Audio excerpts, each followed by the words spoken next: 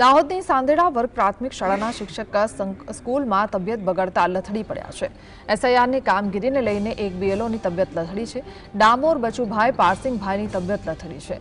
BLO કામગીરીના લીધે દબાણ હોય તબિયત લથડી છે। 108ની મદદથી રીધમ હોસ્પિટલ સારવાર માટે ખસેડાયા છે।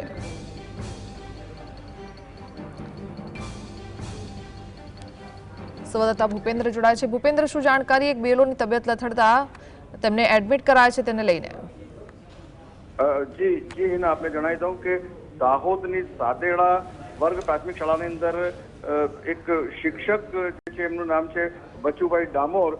તેઓને અચાનક એમને ચક્કર આવતા લથડી પડી ગયા હતા અને એમની તબિયત બગડી ગઈ હતી। તાત્કાલિક એમને હોસ્પિટલ લઈ જવામાં આવ્યા હતા। જે જાણકારીઓ મળી રહી છે પરિવાર તરફથી, પરિવારવાળાઓનું કહેવું છે કે ગત રાતના પણ એમને માથામાં દુખાવો જેવું હતું, આજે સવારથી પણ દુખાવો જેવું હતું અને સ્કૂલમાં એમને ચક્કર આવીને તેઓ પડી ગયા હતા। તેઓ ગઈકાલથી ટેન્શનમાં પણ છે એવું પણ પરિવારના લોકોનું કહેવું છે। જે જાણવા મળ્યું છે એના પ્રમાણે એમ કહી શકાય કે એમની તબિયત અચાનક જે ચક્કર આવીને લથડી પડ્યા હતા, એટલે એમને તાત્કાલિક હોસ્પિટલ ખસેડવામાં આવે છે।